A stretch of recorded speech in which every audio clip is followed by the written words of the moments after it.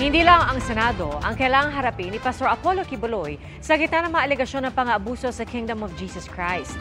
Maharap din siya sa patong-patong na kaso ayon sa Department of Justice. Saksi, si Salima Refran.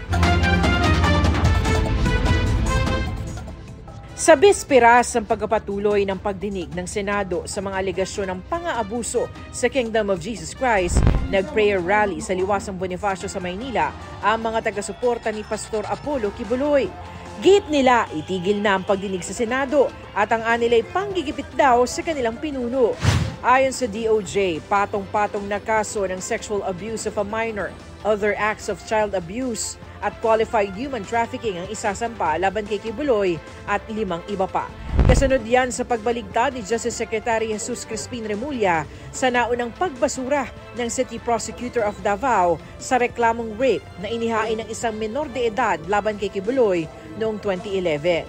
Pinag-aralan namin ng gusto at ang lumalabas talaga rito ay meron talagang kailangang panagutan si Pastor Apollo Kibuloy at ang kanyang mga kasama. Ang affidavit mismo ng biktima ang tumatayo doon sa lahat naman naging tanong sa kanya. Naglabas na rin ang Department of Justice ng ILBO o Immigration Lookout Bulletin Order. Maghahain din ito ng PHDO o Precautionary Hold Departure Order kasabay ng pagsasampa ng mga kaso sa Davao para hindi na makalabas ng bansa si Kibuloy.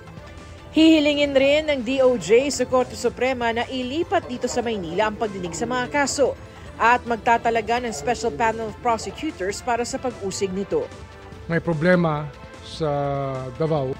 Mahirap pong magdemanda sa isang lugar na kung saan malakas ang kapangyarihan ng mga taong binabangga at mababangga at tatamaan. Wala raw halong politika ang pagsasampa ng kaso. Itinuturing ko siyang isang kaibigan. Ngunit ito po'y trabaho na ginagampanan ko po. Isang napakalaking tagumpay ito para sa bawat babaeng inalipusta at sinamantala ni Apollo Kibuloy. This is a welcome first step towards heeding the victim survivors' cry for justice, peace, and healing. Sa kabila ng panawagan ng mga taga-suporta ni Kibuloy, ayon kay Senadora Risa Ontiveros, tuloy ang pagdinig bukas. Handa raw i-cite in contempt at ipaaresto si Kibuloy kung hindi dadalo. Ayon naman sa abogado ni Kibuloy, handa ang pastor na harapin ang mga kaso laban sa kanya. He is assuaged by the balm of a clean conscience na lahat itong mga paratang na ito ay mga kasinungalingan lamang at darating ang panahon na lahat ng kasinungalingan ay maglalaho. Para sa GMA Integrated News, Salima Refran, ang inyong saksi. Bago sa saksi, sa gitna ng ugong ng kudeta sa mataas na kapulungan, 12 senador ang pumirma sa resolusyong nagbibigay suporta kay Senate President Juan Miguel Zubiri. Saksi, si Mab Gonzales. Sa gitna ng alingas-ngas na may tangkang patalsikin si Senate President Juan Miguel Zubiri bilang pinuno ng Senado, may umiikot ngayon sa Senado na resolusyon na nagsasaad ng suporta para sa kanya. Ayon sa isang source, 12 senador na ang pumirma. Ilang senador ang kinumpirma na ang kanilang lagda sa resolusyon. I signed a resolution to show my support kay SP and gratitude dinefend din ang institution. Kasi parang balik-balik yung mga rumors, so we just want to put the issue to rest para we can work properly. Ano yung loyalty check? Parang gano'n? Something like that. I think yung kinakausap nila, yung mga mga perceived na hindi maybe dissatisfied or may ambitions. May mga senador na hindi pa nakikita ni anino ng resolusyon pero handang pumirma. Of course, but I haven't received any copy yet. So how can I sign? They don't want to let me sign. I have high respects to Senate President Zubiri.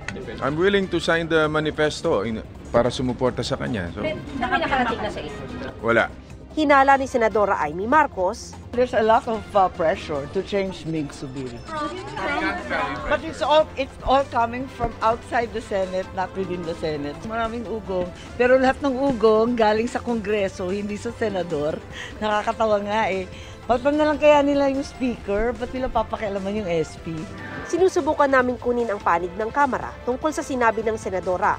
Si Zubiri naman tumangging magsalita.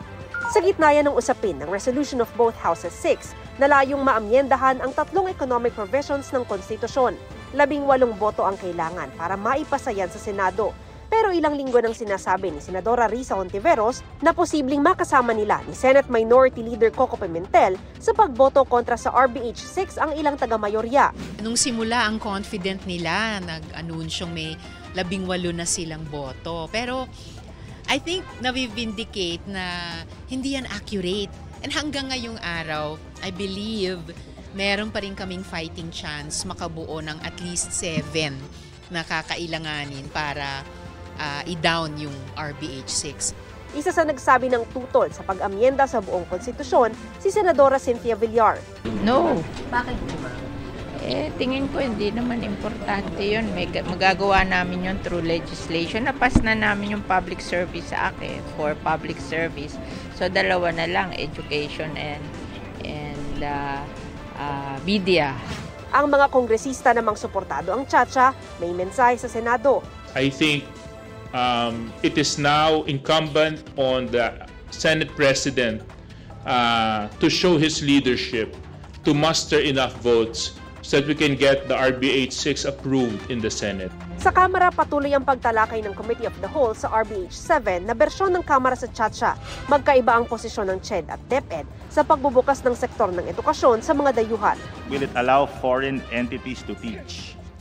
For this, the department respectfully and strongly objects to the amendment. This may result in the possible dilution of the fundamental aspects of Filipino identity, culture, and values to be taught, and worse, endanger national security. The Commission does not object. What we have observed in the other ASEAN countries over the past years is that opening up ownership and control of educational institutions in higher education has made them more competitive in their internationalization efforts. Para sa GMA Integrated News, Mav Gonzalez ang inyong saksi. Papalag ang Pilipinas kapag ipinagsawalang bahala ang soberanya nito sa West Philippine Sea. Sinabi po yan ni Pangulong Bongbong Marcos sa isang forum sa Australia. At tinanong din ng Pangulo kung bakit nagpalit umano ng posisyon ang kanyang administrasyon sa pagharap sa China kumpara sa nakaraang administrasyon. Saksi, si Ian Cruz. Sa kanyang pagsasalita sa forum na inorganisa ng think tank na Lowy Institute sa Australia, inilatag ni Pangulong Marcos ang posisyon ng Pilipinas pagdating sa pakikipag-ugnayan sa China.